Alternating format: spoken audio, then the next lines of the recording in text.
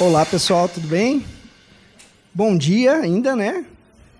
Prazer, pessoal. Para quem não me conhece, eu sou o professor Luiz Moreira e é uma honra imensa estar aqui em Vitória e principalmente fazendo parte dessa festa, fazendo parte desse momento tão especial na comemoração de 35 anos da Pharmic e estando aqui representando essas duas grandes empresas, que é a Pharmic, uma grande referência no mercado magistral, no mercado da medicina personalizada, da saúde personalizada, com o apoio também da Florien, né? Da Florien, que é uma empresa importantíssima e referência, principalmente na qualidade dos seus extratos vegetais.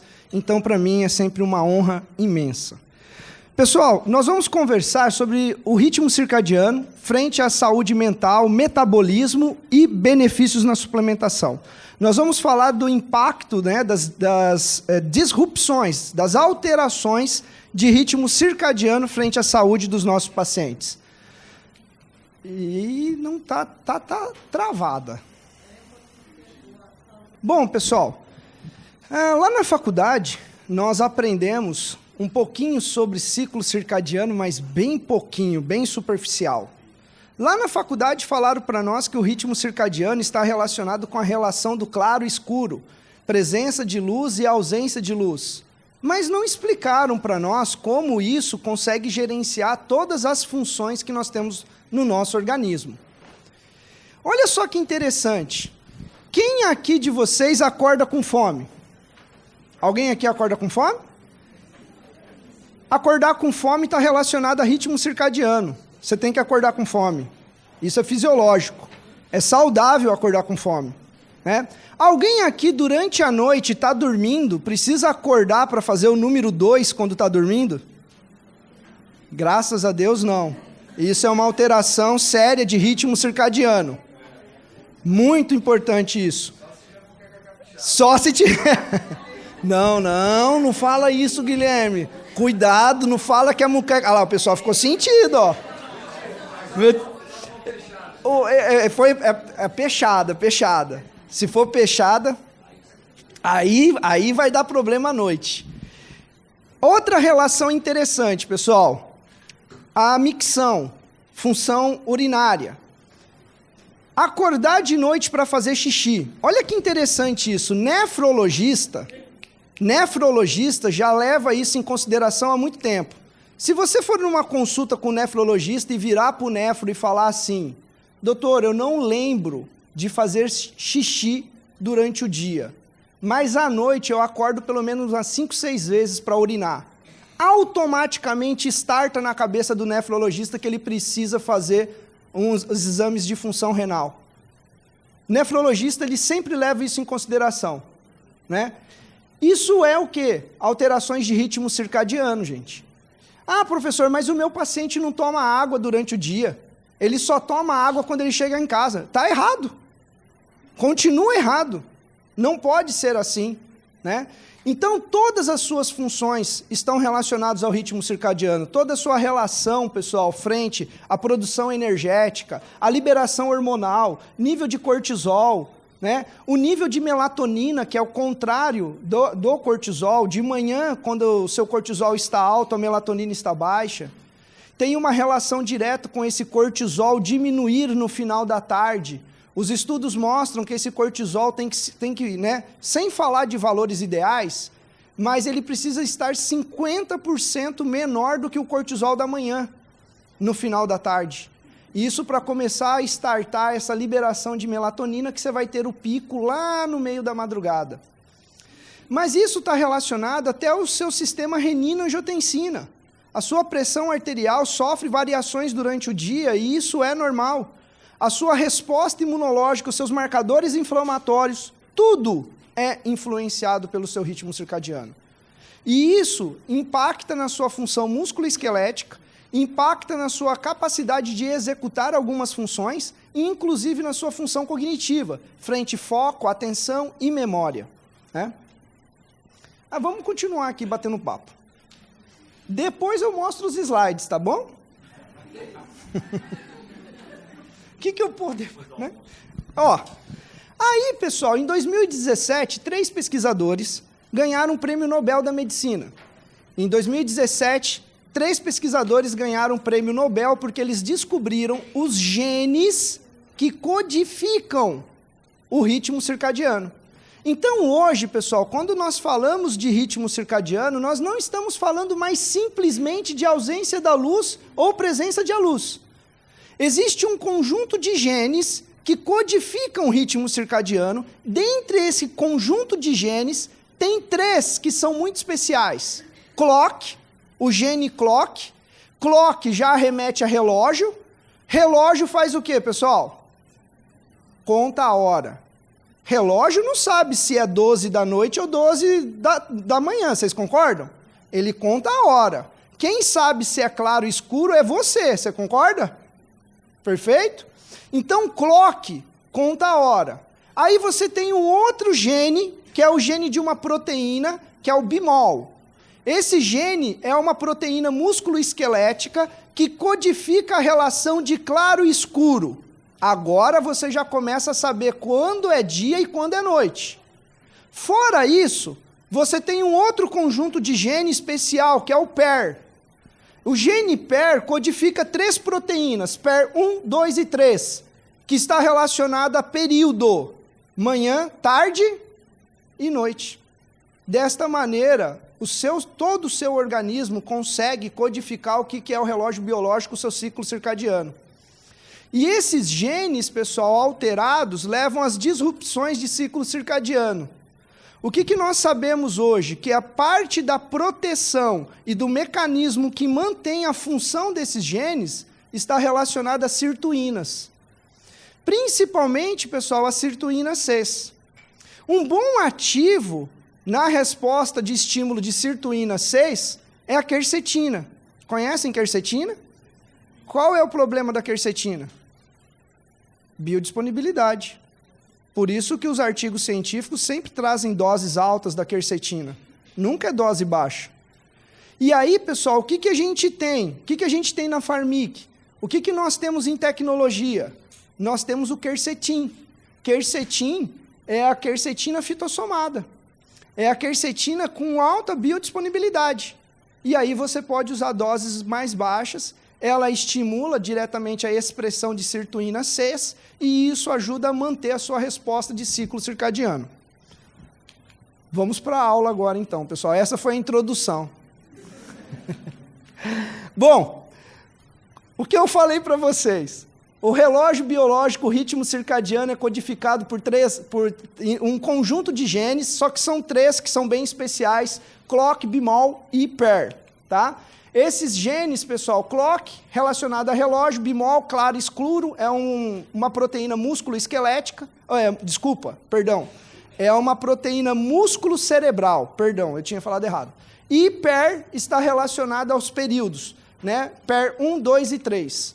Bom, o ritmo circadiano, pessoal, vai impactar diretamente frente a essa cascata energética, gasto calórico, fome, e isso impacta na saúde metabólica do nosso paciente.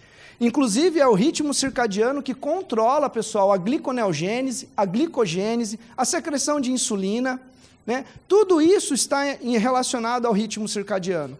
Por isso, pessoal, que comportamento de vida, a relação com alimentação, poluição, estresse psicossocial, exposições ambientais a xenobióticos, tudo isso pode alterar a expressão desses genes e também facilitar a ocorrência dessas doenças metabólicas frente à resistência à insulina, à lipotoxicidade hepática, a alterações do metabolismo de lipídio, à produção desregulada frente à atividade de produção de lipídios e o impacto na beta-oxidação. Existe um composto que é o ácido etilmalônico. É um composto que nós medimos na urina dos nossos pacientes e a alteração do ácido etilmalônico remete a disfunções mitocondriais e, principalmente, um problema sobre o metabolismo oxidativo frente à beta-oxidação. Quando isso ocorre, é um sinal que o seu paciente está desenvolvendo o que nós chamamos de inflexibilidade metabólica. Ele está sendo incapaz de gerar energia a partir de gordura. E isso está envolvido com o acúmulo de gordura irregular, principalmente frente à lipotoxicidade hepática, tá bom?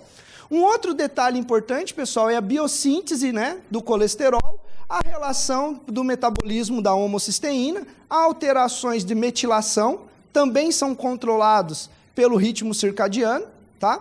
Também temos uma relação direta com o sistema do metabolismo dos sais biliares, e hoje nós sabemos, pessoal, que alterações do metabolismo dos sais biliares, principalmente pela microbiota intestinal, leva à formação de substâncias tóxicas, alteram a resposta de dois receptores importantes, um deles é o FXR, e isso leva a processos inflamatórios, resistência à insulina, adiposidade, proliferação de adipócitos, levando a relação com a obesidade, né?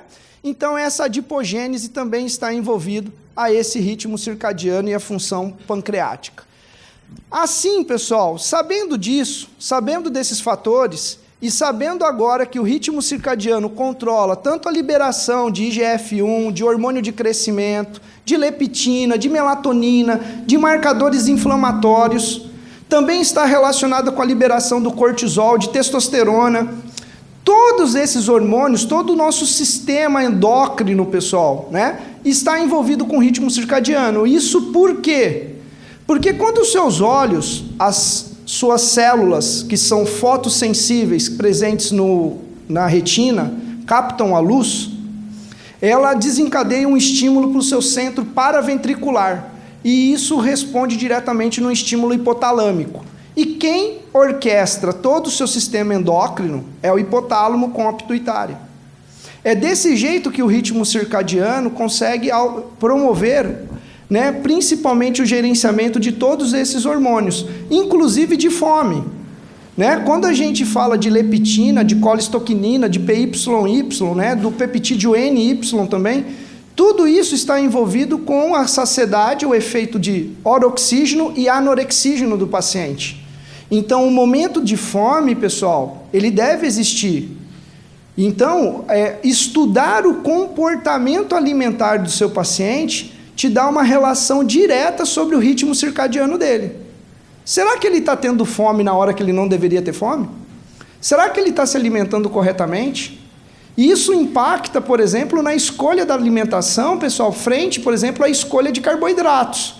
São carboidratos, por exemplo, de alto índice glicêmico, são carboidratos que são metabolizados de maneira rápida, provavelmente esse paciente tem um pico de insulina, aumenta a captação de glicose e desencadeia a fome. É aquele paciente que você tem, quem aqui já não passou por isso? Acabou de comer 30 minutos depois do almoço, fala que está com fome para o amigo. Ou acabou de comer, vem a vontade de comer o que em seguida? Doce. Ou à noite, não é, pessoal? Às vezes você não tem durante o dia, mas você tem essa sensação à noite. Você consegue diminuir um pouquinho aqui? Obrigado. Então, isso está relacionado todos a essa questão do ritmo circadiano. E esse gerenciamento dele frente à questão endócrina vai impactar em todos os órgãos, vai impactar na função cardíaca, vai impactar na função pancreática, vai impactar na ocorrência de cânceres, de tumores, vai impactar na função hepática, né? E hoje nós sabemos também no sistema reprodutivo. Alterações de ritmo circadiano estão diretamente envolvidas com ovário policístico. Por quê? Em 2023, nós tivemos a ocorrência de um alvo novo no ovário policístico, que era a sirtuína 1. A sirtuína 1, em 2022, a sirtuína 1 apareceu como um alvo para você ajudar a controlar o ovário policístico. Perfeito? A relação das sirtuínas está envolvida com o metabolismo gasto calórico e sensibilidade à insulina. E não somente a sirtuína 6 tem o papel de proteger os genes do ritmo circadiano, a sirtuína 1 também. Então, hoje, pessoal, quando a gente começa a estudar essas disfunções, essas desregulações de ritmo circadiano, nós nos deparamos a inúmeras doenças, inclusive a síndrome de ovário policístico. E no caso do homem, pessoal, também nós temos uma diminuição da reprodução, nós temos uma diminuição hormonal e da espermatogênese, tá? Frente às disfunções de ritmo circadiano. Algo que é muito clássico, e eu tenho certeza que vocês já se depararam com isso na vida de vocês, Quem aqui não conhece alguém que deu plantão e está ganhando peso? Né?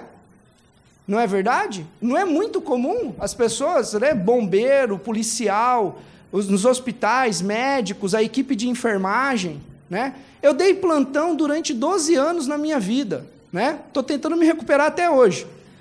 Não parece, mas eu faço atividade física, eu sempre faço essa brincadeira, né? Então, pessoal, a gente sabe que as alterações desse ritmo circadiano acabam levando a maior adiposidade, a maior ganho de gordura corporal e visceral, processos inflamatórios, estresse oxidativo, e isso promove as doenças metabólicas do nosso paciente. Então, o estímulo de sirtuína 1, como eu mostrei para vocês, como eu falei, hoje nós sabemos que a resposta de sirtuína 1 está envolvido como um alvo para controlar a síndrome metabólica ovariana, a síndrome de ovário policístico. Isso passa principalmente pelo estímulo de NRF2, fator eritroide do tipo 2, que aumenta as defesas antioxidantes e detoxificantes, traz benefícios controlando também processos de autofagia e a resistência à insulina. Então, estimular sirtuína, pessoal, ajuda também a melhorar o perfil metabólico dessa mulher de ovário policístico, né? Não somente a sirtuína 1, olha só que interessante, a sirtuína 6 eu falei para vocês, e coloquei aqui como uma substância estimulante de sirtuína 6, a quercetina. Mas nós temos a sirtuína 1, estimulando o CLOCK, o bimol, e o PGC1-alfa. PGC1-alfa, pessoal, é um fator de transcrição envolvido com biogênese mitocondrial.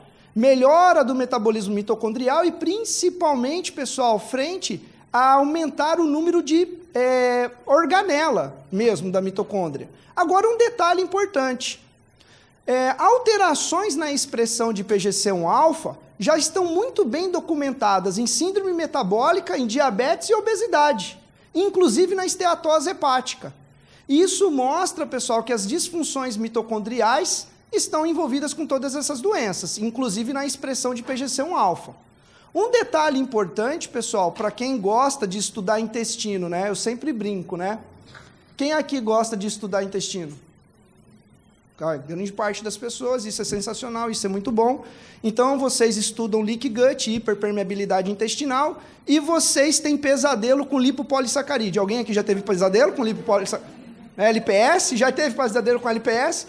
Acorda assustado, o marido do lado, o que está acontecendo? O LPS está correndo atrás de mim.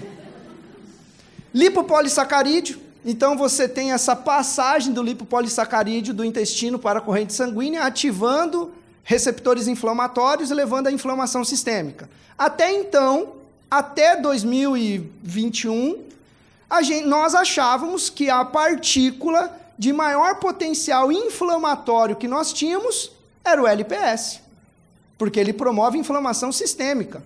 Ele promove inflamações em diversos tecidos, né? Em 2021 para cá, isso mudou. Porque minha avó já dizia, tudo que é ruim pode piorar. Então, hoje a gente tem uma partícula que é pior do que o LPS. São as partículas, são fragmentos do DNA mitocondrial. Fragmentos do DNA mitocondrial são capazes de estimular receptores, Toll-like receptor do tipo 9, inflamossomos, aumentar a expressão de genes que codificam interferon 3 e 7, que são interferons inflamatórios crônicos. Também caem na corrente sanguínea, promovendo inflamação crônica. Então, em 2022, as partículas, os fragmentos do DNA mitocondrial foram classificadas como a partícula molecular com maior potencial inflamatório. Em segundo está o LPS. Né? Isso quer dizer, pessoal, que querendo ou não, todo mundo está sendo obrigado a estudar quem? Mitocôndria. Eu sou um cara tão feliz, vocês não fazem ideia. Eu e o professor Henry, a gente fica com aquela risadinha assim, eu avisei, sabe? Eu tentei avisar, mas vocês não queriam escutar, né? Em 2022, o AD, a Academia Americana de Dermatologia, colocou função mitocondrial para envelhecimento da pele e tratamento de melasma. Todo mundo está tendo que estudar a função mitocondrial, não é? Então, olha só que interessante, pessoal. E isso envolve com o estímulo de sirtuínas, e principalmente com os genes que codificam relógio biológico. Por quê? Porque está aqui, ó, a nossa organela, está aqui a nossa mitocôndria. E ela sofre regulação direta do clock, do bimal e do PER. Desses 3 genes e das sirtuínas. Sirtuína 1 também sofre regulação, porque dentro dela nós temos 3 sirtuínas, a sirtuína 3, 4 e 5 são sirtuínas mitocondriais. Então, a resposta frente ao gerenciamento de ritmo circadiano e de transcrição e aumento de expressão de sirtuínas passa pela melhora da função mitocondrial. Como que nós podemos fazer isso? A quercetina, eu já tinha contado a história para vocês. A quercetina estimula como alvo principal a sirtuína 6 e sirtuína 1. Perfeito? Melhorando a resposta da transcrição dos genes que codificam o ritmo circadiano. Mas hoje nós também temos o Cit-Contor. O Cit-Contor, pessoal, é uma associação do polígono guspidato, da Eletheria cardamom e Olea europeia.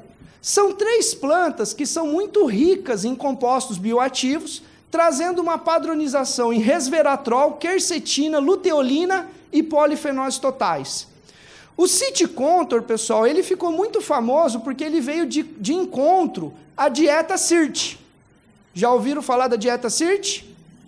A dieta CIRT, pessoal, é aquela dieta que a Adele, aquela cantora Adele, conhecem a Adele? Beleza. Então, a Adele emagreceu, né? E aí ela falou que ela emagreceu por conta da dieta CIRT, que ela seguiu toda a dieta CIRT. O cara vendeu mais de 1 milhão de livros da dieta CIRT, que tem como foco estimular sirtuínas. Perfeito? Alguém aqui, por acaso, é a favor de uma dieta do Mediterrâneo? Com moldes brasileiros? Eu sou muito. Eu sou fanzaço de um princípio da dieta do Mediterrâneo, aplicando plantas e alimentos do nosso bioma. A dieta do Mediterrâneo, pessoal, é uma dieta que estimula sirtuínas, e sempre foi assim, né? E é a dieta com o maior número de artigos científicos publicados até hoje, né? Então, a Cit-Contor casa com uma dieta CIRT, mas casa com uma dieta, tranquilamente, com uma dieta do Mediterrâneo, uma dieta de mais plant-based, uma dieta que tem uma relação de low carb, com aumento de proteínas, com aumento de compostos polifenólicos e antioxidantes. Então, ele é muito versátil. E a grande questão do Cit-Contor, pessoal, é ele estimular as 7 sirtuínas que nós temos dentro das nossas células. Nas nossas células, nós temos 7 sirtuínas que são amplamente distribuídas entre os citoplasmas e as organelas. Está diretamente envolvida com resposta de longevidade e resiliência a estresse oxidativo celular. O estímulo de sirtuínas aumenta a oxidação de gorduras, promove neuroproteção, reduz a adipogênese, a diferenciação, a proliferação de novos adipócitos, reduz a inflamação, é cardioprotetor e melhora a sensibilidade à insulina e a captação de glicose pelas células musculares, né? O estímulo de sirtuínas, pessoal, em estudos em humanos, mostra que essa resposta de sirtuínas diminui o peso corporal, reduz o tecido adiposo, marcadores inflamatórios e o mais interessante, aumenta a taxa metabólica, aumenta gasto calórico, melhora a função mitocondrial dos pacientes, né? A grande questão, né, o grande princípio do Cit-Contor é ativar as sirtuínas, aumentar o gasto energético, promover longevidade, atua diretamente na resposta frente à prevenção de síndrome metabólica e reduz o armazenamento de gordura. Parte desse mecanismo é melhorar a resposta do ritmo circadiano do paciente também. Um estudo clínico com 83 pacientes com diabetes do tipo 2 e pacientes que eram sobrepeso, eles foram tratados durante 10 semanas, um estudo randomizado, né? Grupo placebo e grupo tratado. O grupo tratado recebeu o Cit-Contor e foi avaliado a expressão de sirtuínas, a redução de triglicerídeos plasmáticos, a redução da insulina de jejum e da hemoglobina glicada. Então, trazendo um benefício importante frente a esses marcadores, tá? Como usar o City Control? 400 miligramas até 2 vezes ao dia, perfeito? E você pode associar eles a outros cofatores mitocondriais, ou a outras estratégias que já foram apresentadas para vocês tranquilamente, né? Então, o City Control, ele traz essa questão dessa versatilidade. Então, algumas opções de formulações para vocês: City Control associado a uma cúrcuma, íon gengibre officinalis e própolis, trazendo um benefício anti-inflamatório, melhora de resposta imunológica, melhora do metabolismo energético logo pela manhã, por exemplo, é bem interessante. City Control com a evódia. A evódia é uma planta anti-inflamatória, mas também é diurética. A evódia também reduz o acúmulo de gordura corporal. E associado, pessoal, ao Drenal C, que também traz essa resposta frente à circulação linfática. É bem interessante para reduzir edemas, né? E o Crocus sativus, né, pessoal? Que é uma planta ímpar. Crocus sativus, ele tem o safranal, a croxina, a croxetina, né? É um inibidor de mal, traz benefícios no aumento de serotonina e dopamina, e ao mesmo tempo trata a inflamação e a resistência à insulina. Isso é o Crocus sativus, né? Então, o Crocus sativus consegue controlar a ansiedade, ajuda na compulsão, e ao mesmo tempo melhora a sociedade, porque melhora o comportamento emocional, né? É sempre bom isso, né, pessoal? Parem para pensar, né? A grande questão, pessoal, das disrupções do ritmo circadiano é que elas favorecem a perda de algo que é muito especial. É algo chamado de mitohormese. A mitohormese, pessoal, é a capacidade que a sua mitocôndria tem de responder a estímulos estressantes. Tem alguém aqui que está de jejum? Tá? Olha que bonito, olha que legal. A gente sempre encontra. Eu contei aqui pelo menos umas 4 pessoas que estão em jejum.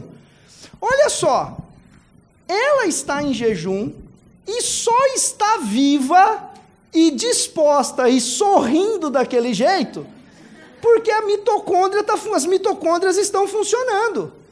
Porque o jejum, nesse momento, é um estímulo estressante e adaptativo metabolicamente para você, ou para quem faz. Perfeito?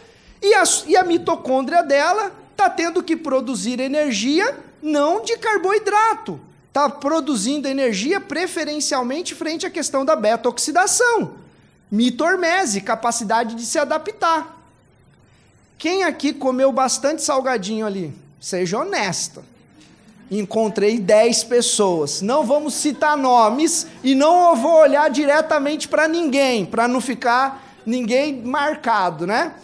Mas essa pessoa que está ali fora, que comeu bastante salgadinho, aconteceu o que com a resposta de insulina? O que aconteceu com a insulina? Subiu. Essa pessoa aumenta a captação de glicose. Glicose não pode ficar sobrando na célula, fazendo bobeira. Toda vez que a glicose entra na sua célula, ela é metabolizada. Se ela vai seguir nucleotídeo, se ela vai seguir a via ali da ribose, se ela vai seguir para ácidos graxos, se ela vai seguir para lactato ou para mitocôndria, a sua célula que vai decidir, e isso vai depender do que você está gastando de energia. Mas toda vez que a glicose entra na célula, ela precisa o quê? Ser metabolizada. Então, quem comeu muito ali agora há pouco, nesse exato momento, você está fazendo o metabolismo glicolítico. Só que você sentou, não sentou? Sentou, não sentou? Sinto falar, você não está fazendo glicolítico anaeróbico. Porque glicolítico anaeróbico você só faz quando você precisa de uma quantidade de energia maior. Você está de repouso. Então quer dizer que você está fazendo um processo oxidativo. Provavelmente você está gerando citrato para gerar acetil-CoA e fazer o quê? Gordura. Enquanto você está sentada, porque você comeu demais. E isso é culpa da sua insulina. Agora, quem está trabalhando nesse momento? É a mitocôndria também, gente, porque o citrato está dentro daquele maldito ciclo que você tinha que estudar para passar na bioquímica. Lembra disso daí? Você virava para o professor de bioquímica e falava assim para o professor, o que eu tenho que estudar aqui? O que vai cair na prova? Não, você tem que saber esse ciclo aí. Mas o que eu vou fazer com esse ciclo? Vocês entendem que o professor de bioquímica também não estava preparado? Aí vem um baixinho, pequenininho, feio, vem lá de longe para chegar no domingo, num dia de festa, e virar para vocês e falar para vocês que vocês têm que entender o impacto da insulina na formação de citrato, que gera lipogênese, que gera a produção de lipídios e faz acumular por causa do momento metabólico. É sacanagem, não é? Por que o cara não falou isso para vocês dentro da faculdade e todo mundo saía mais preparado, não é? Então, pessoal, isso também é função mitocondrial. Porque a mitocôndria, aquele maldito ciclo de Krebs, ele não é um ciclo fechado. Ele é um ciclo aberto para atender às necessidades do organismo. Na verdade, ele gera os intermediários do metabolismo e a partir deles a gente faz N coisas. Perfeito? Então quer dizer que aquele momento que você comeu ali e o repouso que você fez, você também está usando a mitocôndria. Só que de uma maneira diferente da minha amiga que está usando mitocôndria porque está em jejum. Não importa, isso se chama mitohormese. Isso é a capacidade que as suas mitocôndrias têm de se adaptar ao estímulo que você está dando. Você ficar de jejum, você comer demais, você praticar atividade física. Tudo isso estressa a sua mitocôndria. E ser saudável é colocar a mitocôndria para funcionar. Porque a partir do momento que ela não responder, você vai gerar o que nós chamamos de quadro de inflexibilidade metabólica. E você não nasceu para ser inflexível metabolicamente dizendo, né? Então, essa perda da mitohormese, pessoal, leva à disfunção mitocondrial, que é o principal fator envolvido a envelhecimento precoce, envolvido ao acúmulo do tecido adiposo, está relacionado diretamente com a resistência à insulina e, principalmente, as doenças neurodegenerativas, doenças metabólicas e a câncer, né? Bom, eu amo mitocôndria, vocês sabem disso, e uma das vantagens de viajar é encontrar amigos, né? Quem tem várias pessoas aqui, que eu já falei aqui no intervalo, né? Vim para Vitória e essas pessoas não estarem na palestra, eu vou ficar chateado, né? Espírito Santo é um dos estados que eu mais dou aula desde 2017. E para mim é uma alegria imensa sempre voltar aqui. E quem me conhece sabe que eu amo mitocôndria. E quem foi meu aluno chama minha filha de mitocôndria, né? Porque a minha filha era para ter mitocôndria no nome, né? Maria Luísa Mitocôndria Moreira. Ela só não tem mitocôndria no nome graças à mãe. Ela tem mãe, né? E a mãe não deixou, né? Mas eu continuo com a minha paixão e os meus alunos continuam chamando minha filha de mitocôndria. E o mais importante sobre isso é que o objetivo está sendo alcançado. Mais pessoas estão entendendo que cuidar da mitocôndria é importante, né? E aí, pessoal, quando a gente fala em cuidar de mitocôndria, promover estímulo de PGC1-alfa, biogênese mitocondrial, eu pergunto para vocês, fazer biogênese mitocondrial é bom? Claro que é bom demais. Mas e se só a mitocôndria for meia boca? É horrível fazer biogênese mitocondrial. Então, hoje, ao invés de só fazer biogênese mitocondrial, nós promovemos a renovação da mitocôndria. E é um processo que suas células, elas estão programadas a fazer, mas isso falha com o processo de envelhecimento. Isso se chama mitofagia. Mitofagia é a destruição de uma mitocôndria velha, e aí a sua célula põe uma mitocôndria nova no lugar. Quando esse processo falha, você tem um processo de envelhecimento precoce. Você tem uma célula senescente ali, né? E o que eu posso usar, pessoal, para promover mitofagia no meu paciente? Algo que muitas vezes é desvalorizado, mas todo mundo aqui nessa sala conhece. Quem não conhece um extrato de romã? Quem aqui não conhece um pomegranate? Um pomegranate? Púnica granato? Todo mundo, todas vocês conhecem, não conhecem? Né? Só o suco de romã que nem todo mundo conhece porque é caro. Mas a romã tem ácido elágico, padronizado em 95% a 98%. O ácido elágico, quando você então ingere a romã, o ácido elágico é metabolizado pela microbiota intestinal, formando o que nós chamamos de urolitinas. Essas urolitinas são absorvidas e vão promover resposta de mitofagia, melhorar a saúde muscular, vão trazer resposta antioxidante e melhora do metabolismo como um todo. E, principalmente, o foco das urolitinas hoje no mundo é renovação mitocondrial, mitofagia. Só que aí, o que poderia levantar uma lebre para vocês, principalmente para quem estuda intestino, é falar assim, pô, professor, mas o ácido elágico depende da microbiota intestinal para ser convertido em urolitina A. E cá entre nós, o meu paciente obeso, o meu paciente sobrepeso, o meu paciente de diabetes do tipo 2, ele é o quê? Desbiótico. E aí, professor, compensa eu usar? Eu preciso tratar a desbiose primeiro, para depois usar a Roman? Ou eu posso sair usando? A ciência responde para vocês. Então, vamos lá. Então, foi feito um estudo com pacientes desbióticos e não desbióticos, e foi observada a porcentagem de produção de urolitinas. Urolitina A, B, C, nós produzimos várias urolitinas. O paciente não desbiótico, pessoal, ele produz uma maior quantidade de urolitina A. Somando, né, a urolitina A com a urolitina B, esse paciente produz 87% de urolitinas a partir do ácido elágico. O paciente desbiótico produz 40% de urolitina A e 44% de urolitina B. Se você somar as duas, o paciente desbiótico está produzindo 85% de urolitina e o paciente desbiótico está produzindo 87%. Então, compensa ou não compensa eu colocar logo no começo? Compensa. Não há diferença na produção ali frente à concentração de urolitinas entre o paciente desbiótico e não desbiótico. Então, a ciência já respondeu isso para nós.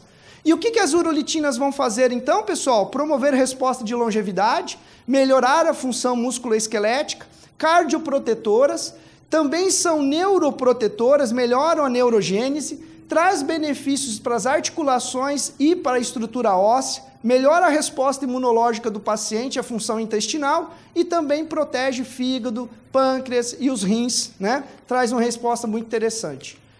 A urolitina A também é anti-inflamatória, ela consegue reduzir aquela meta-inflamação, aquela inflamação sistêmica de baixo grau, trazendo benefícios também frente à função mitocondrial do paciente.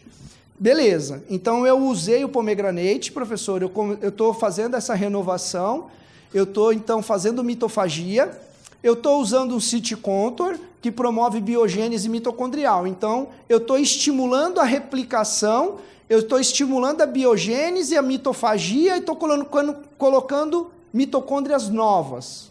Perfeito, sensacional. Só está faltando você dar para o seu paciente o que agora? Cofatores mitocondriais. Um dos principais cofatores que não podem faltar, pessoal, é a coenzima Q10. A coenzima Q10, pessoal, ela é parte integrante da cadeia transportadora de elétrons da mitocôndria. A falta de coenzima Q10 está envolvido com diabetes do tipo 2, estresse oxidativo, risco cardiovascular, está envolvido com aumento do perfil lipêmico do paciente, fragilidade do paciente ou vulnerabilidade do paciente idoso, né? Então, ó, a diminuição da coenzima Q10 está diretamente envolvida com processos de envelhecimento, né? E aí, pessoal, nós temos a Ubixome, que é a coenzima Q10 fitossomada. Ela é em pó, tá? Quem aqui usa Maxolve? Vocês usam a forma o quê? Líquida. Perfeito, não tem problema nenhum, eu adoro, né? E aí, então, o que acontece? Só que você tem essa forma líquida. Ah, professor, de repente o meu paciente, ele não quer tomar a parte líquida mais cápsula, ele quer uma comodidade, ele quer uma prescrição que ele possa tomar ali numa cápsula só, a coenzima Q10 associada à sua formulação. Em pó, você vai usar quem? O Ubixome. A Ubixome é coenzima Q10 fitossomada com maior biodisponibilidade. Perfeito? Com tecnologia. Então, nós temos uma relação importante. Frente às sugestões de fórmula, pessoal, então eu coloquei ali para vocês o pomegranate, fonte de ácido elágico e formação de urolitina, o Ubixome, B1, B2, B3, ácido pantotênico, piridoxal 5-fosfato, ácido alfa-lipoico, manganês e magnésio. Então eu fiz uma formulação com cofatores mitocondriais para vocês. Perfeito? Ou, né? Opa, desculpa. Então, uma opção ali. Deixa as meninas tirarem foto. Pode ir? Muito bem. Ainda em cima desse ritmo circadiano, pessoal, além em cima dessa resposta metabólica, nós sabemos que o ritmo circadiano também acaba sofrendo influência, pessoal, tanto de eixo duplo, frente à sua microbiota intestinal. E isso está diretamente relacionado à sua atividade muscular e o metabolismo de lipídios. Então, alterações do metabolismo de lipídios está envolvido diretamente com as disrupções de ritmo circadiano. Nesse sentido, pessoal, eu tenho para vocês o Calorie-Burn. Nada mais é do que a pimenta guinê, né? A pimenta que é também conhecida como grão do paraíso. Ela tem uma padronização em 6-paradol, 6-gingerol e chogols, né?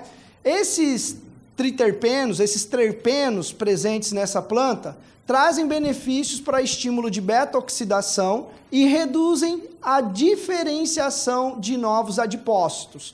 Então, a geração de novos adipócitos, tá? O uso do Calorie-Burn, pessoal, traz diretamente uma resposta frente à diminuição da gordura corporal dos pacientes, então diminui a gordura visceral desses pacientes, e além disso, traz também um aumento do gasto energético. E isso é frente à atividade mitocondrial, a beta-oxidação. Qual é a dose do Calorie-Burn? A dose dele é 40 miligramas, pessoal, né? 2 vezes ao dia, podendo ser usado antes do almoço ou antes do jantar. Perfeito? Bom, uma associação interessante é você associar o OxyFat, que é da fitoterapia chinesa, pessoal. Ele traz uma inibição de PPAR-gama, reduz leptina, aumenta a adiponectina, traz aumento da sensibilidade, reduz a resistência à insulina e também tem ação anti-inflamatória. Nós temos no OxyFat, pessoal, principalmente Gynostema pentáfilos, o rubus, o triticum e a planta Atractyloides. Então, são 4 plantas da medicina tradicional chinesa, melhorando essa relação da oxidação de gordura e a resistência à insulina. E aí, nós montamos aqui opções de formulações para vocês, frente principalmente ao emagrecimento, o OxyFat, croxartivo, berberina, a epigalato de catequina 3-galato, Drenal C e o Calorie-Burn, tá? Um detalhe importante, pessoal, né, frente a esses mecanismos. Observem que o OxyFat, ele atua principalmente, pessoal, sobre PPAR-gama, perfeito? O Calorie-Burn atua sobre beta-oxidação, sobre metabolismo energético. E a berberina estimula a MPK.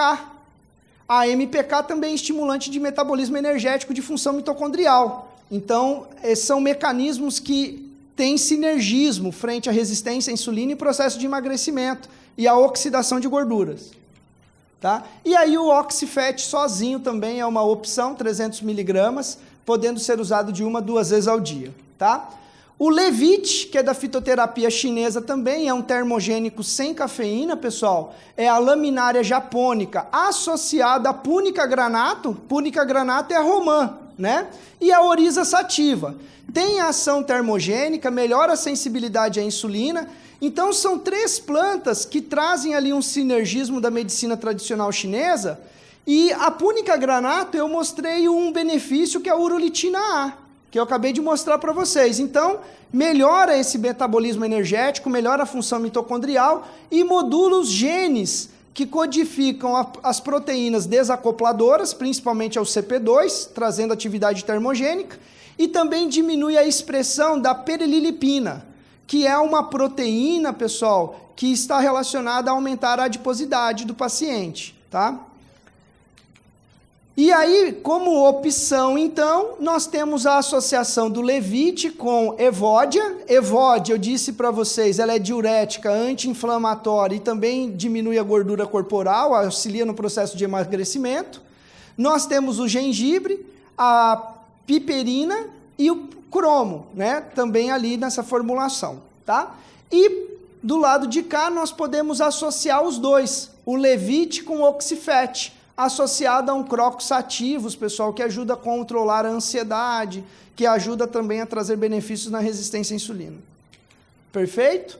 Mais uma sugestão para vocês, ginseng, café verde, rico em ácido clorogênico, também estimula a MPK, traz benefícios da ioimbina, o extrato de beterraba, citrulina e palatinose, isso como um pré-treino, um estimulante bem interessante, esse pré-treino, levite, você encontra na Farmic, tranquilamente esse pré-treino, e o levite sozinho, né? 150 miligramas até 2 vezes ao dia, uma até 2 vezes, tá? Muito bem. Então, nós vimos como recuperar a parte metabólica do paciente frente às disrupções de ciclo circadiano. Mas as alterações de ritmo circadiano, pessoal, também estão envolvidas com o eixo HPA, hipotálamo, pituitário e adrenal, frente à sua resposta de estresse. E isso promove o aumento do cortisol do paciente, promovendo alterações na resposta de dopamina e liberação de grelina também, o que pode interferir no comportamento de compulsão alimentar, mas também pode interferir na resposta de depressão, frente à diminuição das monoaminas, aumentando principalmente os diagnósticos de doenças neuropsiquiátricas. Vocês já perceberam que os nossos pacientes nunca desenvolvem compulsão alimentar por alface? Nem pelo brócolis e nem pela rúcula? Ninguém nunca chegou no consultório de vocês assim, doutor, doutora, tem um problema. Qual foi? O que está acontecendo com você? Nossa, eu não posso ver um pé de alface dando bola que eu destruo ele. Já repararam que nunca é assim? Sempre é pela batata, pelo bolo, pelo chocolate. Vocês já repararam que a compulsão alimentar do paciente sempre é pelo alimento de maior densidade calórica? Principalmente os alimentos que são ricos em carboidrato ou ricos em gordura, por causa dessa densidade calórica. Porque isso é o suficiente para estimular a liberação de dopamina e estimular zona de recompensa. E por algum instante, esse paciente tem prazer e a ansiedade dele some. Por isso que ele se torna um indivíduo de compulsão. Só que esse mecanismo da compulsão alimentar não é só pela compulsão alimentar, pessoal. Esse mecanismo é exatamente o mesmo mecanismo que o indivíduo pode desenvolver compulsão por jogo. Pode desenvolver compulsão por qualquer outra coisa. Perfeito? Então, esse desequilíbrio do cortisol sobre a via de dopamina promove essa resposta frente à liberação de grelina, levando a um efeito oroxígeno com uma relação direta de compulsão alimentar. E aí, pessoal, as disrupções de ciclo circadiano estão envolvidas com todas essas doenças. Alzheimer, doença de Huntington, diabetes do tipo 2, câncer de colo retal, bipolaridade, mania, colite, né? Nós temos ainda aqui ansiedade, déficit de atenção e hiperatividade, obesidade infantil, fadiga, irritabilidade, irregularidades menstruais, inflamação sistêmica, insônia, né? Então, osteoartrite. Olha a quantidade de doenças, tanto metabólicas como doenças neuropsiquiátricas e neurodegenerativas envolvidas com alterações de ritmo circadiano. E isso principalmente, pessoal, porque impacta diretamente na liberação do cortisol. Isso impacta diretamente no nível de cortisol do paciente. E uma das estratégias da gente controlar essa ansiedade, essa compulsão do paciente, é o uso do Ancilez. O Ancilez é padronizado em 5% de escutelarina. O Ancilez, ele atua em receptores serotoninérgicos e também receptores de GABA, trazendo benefícios tanto na melhora da resposta de serotonina, controlando compulsão e principalmente o perfil de tolerância, né? Tem muita gente, pessoal, que fala que serotonina é o hormônio, é o neurotransmissor da felicidade, certo, pessoal? Não é verdade. Felicidade é dopaminérgica. Quando você está expansivo, isso é muito mais dopamina do que serotonina. A serotonina é limiar, é tolerância. Exemplo, mulher com TPM. O marido sai do banho e esquece a toalha molhada em cima da cama. Vou começar diferente. Ela está normal. Ela pega a toalha e faz assim: amorzinho lindo da minha vida. Já falei para não colocar a toalha molhada em cima da cama. Lindo. Tá gato hoje, hein? Aí você vai lá, estende a toalha para ele, certo? Na TPM, ele sai, toalha em cima da cama. O que a mulher faz? Pega a toalha, amassa a toalha, vai amassando a toalha, joga nele e fala o que para ele? Seu traste, você não me ouve, vai embora! E depois faz o quê? Chora. Limiar. Por que a mulher tem essa resposta? Porque ela está inflamada nesse momento. A serotonina cai, o glutamato aumenta, ela fica com o pavio curto. Essa é uma culpa interessante, hein, pessoal? Vou ensinar mais uma coisa para vocês. O Guilherme ensinou como reter paciente. Eu vou ensinar como ganhar paciente. Estava em Campinas e fiz uma caca no trânsito. Eu errei. Eu assumo. Eu não brigo, não discuto com ninguém no trânsito. E por quê? Porque eu já percebi que no trânsito, quando você pede desculpa ou assume o erro, você desconcerta quem está te xingando. Fazem o teste para vocês verem. O cara está te xingando, você abre o vidro e fala assim: desculpa, machucou? Perdão, eu estava desatento. O cara fica assim: nossa, e agora? O que eu faço? Ele pediu desculpa. Fica perdido, reparem. Rapidamente, porque eu estou com o tempo curto, vamos lá? E aí, pessoal, eu levei uma fechada, o cara começou a xingar, eu abaixei o vidro, é desbiose. Tá inflamado. O cara parou de me xingar, falou: o que foi? Eu falei assim: cara, você tá totalmente inflamado, peraí. Peguei o cartãozinho, falei: a primeira consulta eu nem cobro, vai lá. Glutamato dele está lá em cima, pavio curto, super irritado. Vocês conhecem quem tem pavio curto? Teanina para quem tem pavio curto. Teanina é inibidora de glutamato, gente, melhora a sociedade, né?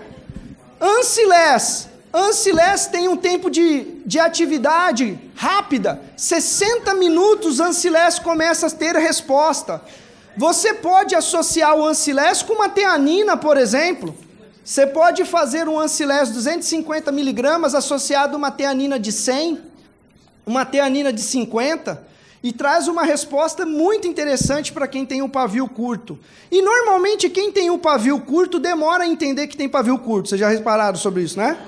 Normalmente quem está ao redor percebe mais rapidamente, né? Ancilés, melissa e teanina. Melissa, pessoal, é uma planta sensacional. Gidio, italiano tem esse problema de história, você sabe disso, né? Um minutinho a mais. Minha avó cuidou de 5... Italiano tem história, né? Minha avó cuidou de 5 netos. Minha avó tinha 60 anos e cuidou de 5 netos. Minha mãe e minhas tias chegavam 5 horas da tarde para pegar a gente e falavam assim: ô mãe, e essas crianças aí? Como ficaram? Se comportaram?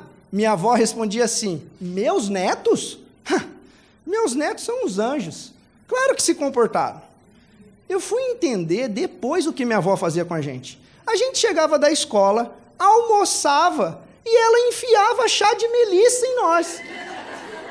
A gente ia acordar 4 horas da tarde, às 5 as mães vinham buscar. Minha avó era sensacional. Então, melissa, pessoal, é um calmante natural muito interessante. Melhora o sono, né? Melissa, teanina. E uma outra fórmula, pessoal, o Ancilés, o croxativa e Ganoderma, que é um adaptógeno. Ganoderma melhora a resposta imunológica e controla também a resposta imunológica. Trazendo benefícios, pessoal, controlando o ciclo de sono e vigília, você diminui a ansiedade, você diminui mania, depressão dos pacientes, traz benefícios para a saúde psiquiátrica do paciente. Em cima disso, nós temos o Fitaxin, que é a associação da lavândula officinalis com a Cuscuta quinense. Isso não é lavanda sozinha. Por que eu gosto do Fitaxin, pessoal? Eu gosto do estudo clínico do Fitaxin. O Fitaxin, pessoal, olha só que interessante, ele não pode ser usado para gestantes e lactantes, tem como dose 500 miligramas até 2 vezes ao dia. O estudo dele foi feito com 56 pacientes divididos em 2 grupos, randomizados, duplo cego, placebo controlado. E o mais interessante é que não teve placebo. Um grupo foi tratado com citalopram e o outro grupo foi tratado com Fitaxin. Então, o estudo clínico do Fitaxin é comparado ao tratamento de referência, né? E aí, pessoal, foi observado os scores de depressão e os scores de ansiedade. Ambos os grupos melhoraram, isso é perfeito. Todos os grupos melhoraram, inclusive o citalopram é tratamento padrão. Só que quando a gente começa a observar os scores no final de 6 semanas, eu tive um benefício na depressão um pouco maior do citalopram, mas o Fitaxin foi muito parecido, não havendo diferença estatística entre ambos os grupos. Quando a gente avalia a ansiedade, aí é ao contrário. Na ansiedade, o Fitaxin foi um pouco melhor do que o citalopram, acabando também que não há diferença estatística entre o citalopram e o Fitaxin no tratamento da ansiedade. Agora, quando a gente avalia principalmente os benefícios em porcentagem de resposta do paciente, aí a gente se surpreende.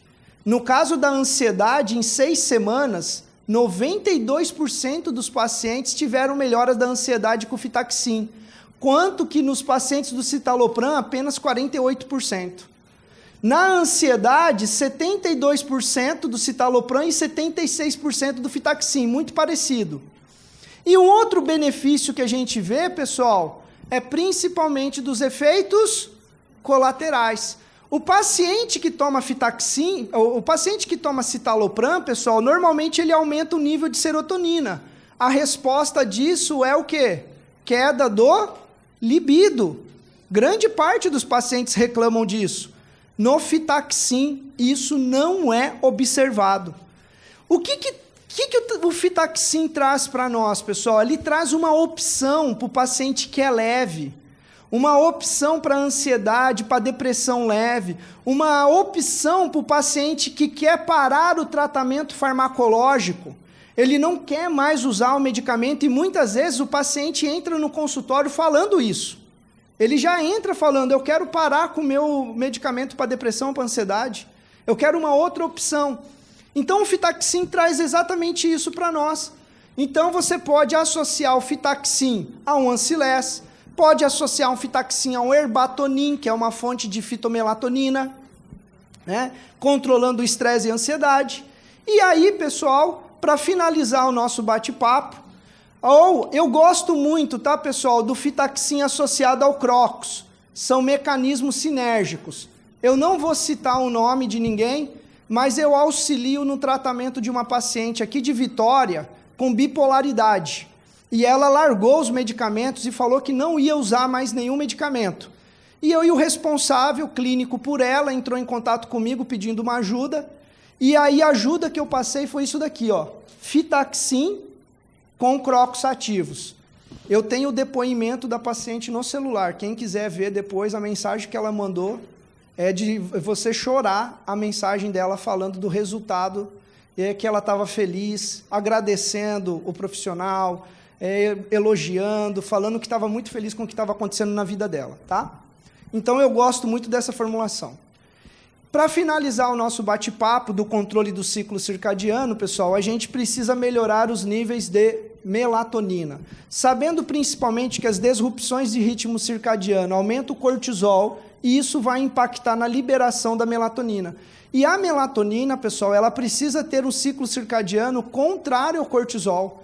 Não dá para o indivíduo ficar com o cortisol alto o dia todo e a noite toda. Ele vai levantar cansado, ele vai levantar menos disposto, ele não vai ter um sono reparador. A melatonina, pessoal, ela não é indutora do sono. A melatonina não é para fazer ninguém dormir. A melatonina está envolvida com qualidade do sono. É diferente. Né? E tem muita gente querendo usar melatonina para promover o sono. Só que dormir é muito mais complexo do que uma única substância, do que somente melatonina. Tá? E aí, pessoal, o que a gente tem hoje? A melatonina diminui o estresse oxidativo, a inflamação, diminui a lipogênese, melhora a sensibilidade à insulina e está diretamente envolvida com o controle de gordura corporal. Os estudos também mostram que a melatonina promove a resposta de termogênese, estimulando o PGC1-alfa, melhorando principalmente essa relação da diferenciação do tecido adiposo, né? O efeito Browning, que nós também queremos para promover o emagrecimento. Né? Existe melatonina sintética, que todo mundo conhece, que é a melatonina propriamente dita. Melatonina. E existe, pessoal, a melatonina presente nas plantas, que nós chamamos de fitomelatonina, porque ela é produzida por vegetais. Mas olhem a molécula. Vocês estão vendo que é a mesma molécula?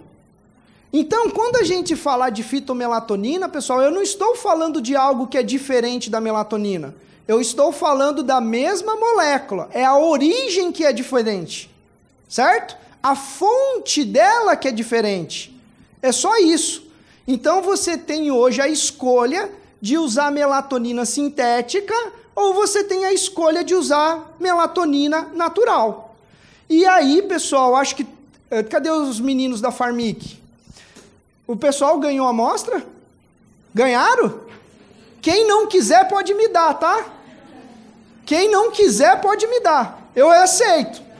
O que vocês receberam de amostra do PhytoChar, que é a fitomelatonina da cereja ácida, simplesmente tem a padronização de 40 miligramas por ml de melatonina. Não sei se isso foi contado para vocês. Essa gotinha aí só tem a padronização de 40 miligramas por ml. E aí o estudo clínico da fitomelatonina da cereja ácida traz uma resposta principalmente em diminuir a severidade da insônia, diminuir o tempo de latência e melhorou, reduzindo o tempo que o indivíduo permanecia acordado. Ao mesmo tempo, aumentou o tempo de sono e a eficiência, a eficácia do sono. Isso é o quê? Qualidade do sono. O indivíduo acordou mais descansado, o indivíduo acordou mais inteiro e sem aquela sensação de um caminhão ter atropelado ele, certo? É isso que a melatonina tem que fazer, melhorar. E esse estudo foi feito em 12 semanas. Então, pessoal, o PhytoChar, ele é exclusivo para ser em gotas, ele é exclusivo em líquido, ele tem uma padronização muito alta, né? Ele é melatonina, vai melhorar a resistência à insulina, tem atividade anti-inflamatória e antioxidante. É muito interessante o uso da PhytoChar, principalmente, pessoal, para crianças e idosos.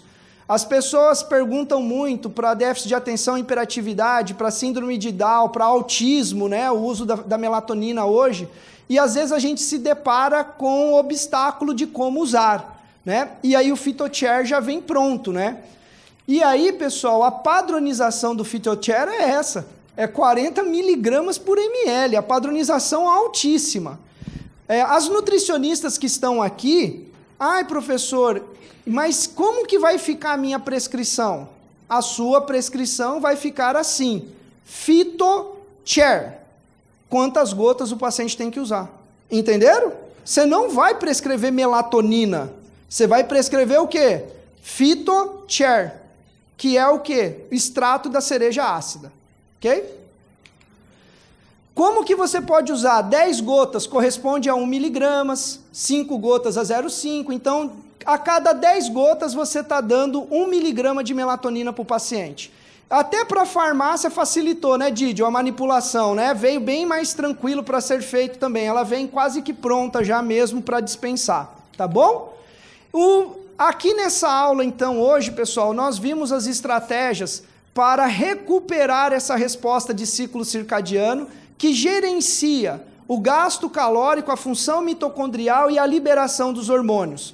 E isso vai ajudar a restabelecer o quadro de saúde do seu paciente, seja frente a emagrecimento, síndrome metabólica ou diabetes do tipo 2, ou seja das doenças neuropsiquiátricas que vêm aumentando dia após dia no Brasil. Perfeito? Então, era isso que eu tinha preparado para vocês. Espero de coração que vocês tenham gostado, espero ter contribuído para a atividade profissional, para o cuidado do paciente, e estou à disposição também para quem tiver perguntas.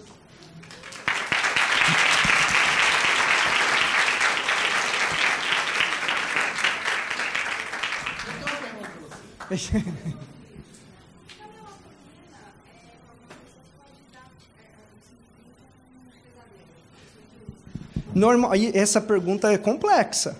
Vamos lá. Rapidamente. Para entender o pesadelo, você tem que entender o que é sonho. Para entender o que é sonho, você tem que entender que só mamífero sonha. É muito louco. E isso é uma evolução biológica. Só mamífero sonha. Para sonhar, o ideal do sonho é o seu tônus de norepinefrina, que é o seu sistema de alerta, está reduzido.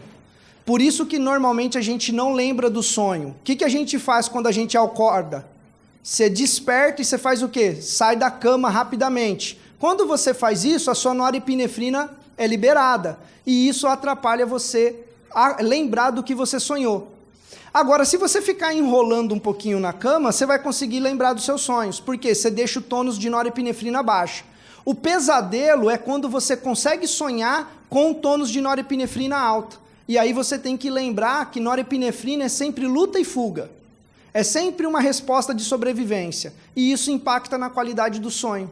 Na verdade, o pesadelo é um sonho ruim. Perfeito? Por isso. Então, o que está acontecendo com a melatonina? Ela está sendo usada errada. Ela está sendo usada como um indutor de sono. Normalmente isso, meus pacientes vêm numa dose alta, mas como eu falei, como eu tinha explicado, dormir depende de adenosina. Adenosina é um neurotransmissor inibitório. Quando vocês estudam... Quem aqui estudou à noite? Trabalhava e estudava à noite. Vocês lembram que quando começava a aula vocês tinham sono? E dava umas pescadas, e isso era culpa da adenosina. Aqui é a adenosina falando, eu preciso de adenosina, eu preciso de GABA para começar a dormir. Eu preciso de uma norepinefrina baixa, eu preciso de uma acetilcolina baixa. Na segunda parte do sono, aí eu preciso de uma acetilcolina mais alta, que é os movimentos involuntários dos olhos, é a acetilcolina. Então é muito complexo. Quando eu forço o sono, mas eu não diminuo o tônus de alerta, o meu paciente tem um sono ruim, que é esse sono que vem acompanhado do pesadelo. O Didio falou que tinha uma pergunta. Você falou de Ubixome. Existe alguma vantagem para o paciente para ele tomar o Ubixome em vez de tomar, por exemplo, que é 10 comum? A grande obstáculo, pessoal, da coenzima Q10, e é uma pergunta que todo mundo faz, o Biquinol ou Biquinona. As duas vai ter um problema incrível, que é o problema da biodisponibilidade. Se você usar o Biquinona, porque você tem que avaliar custo-benefício. Em custo-benefício não há diferença entre o Biquinol e o Biquinona. Por que não há? Porque o seu corpo tem um sistema redox. A ubiquinona é a forma oxidada, mas o seu corpo reduz ela e transforma ela em forma ativa. Isso acontece constantemente no seu organismo. Então você pode usar a ubiquinona. Usar a ubiquinona, Didio, tem um problema. Ela é lipossolúvel e a melhor biodisponibilidade dela é quando você forma as micelas, chamadas de quilomicrons. E você tem que usar ela próximo da refeição. Esse é o grande problema. E aí você vai associar. Normalmente você associa o biquinona, por exemplo, com outros ativos que não necessariamente precisam ser usados ou podem ser usados próximo da refeição. E aí você tem o paciente investindo em algo que não vai ser tão efetivo. Por isso, Didio, que não é somente a Ubixome que tem a vantagem, a Ubixome tem uma grande vantagem em biodisponibilidade e é o pó. É a parte que eu posso associar a outros compostos. Mas, ao mesmo tempo, eu tenho também a tecnologia da Maxolve, que é a forma o quê? Líquida. né? Então você tem hoje 2 tecnologias para atender o seu paciente com a maior biodisponibilidade. É a certeza do investimento frente ao resultado. O que o paciente não quer é investir em algo que não vai ser efetivo, e nem vocês querem, né? Ninguém quer aqui investir num ativo que não dá resultado. Então essa é a grande vantagem, Didio.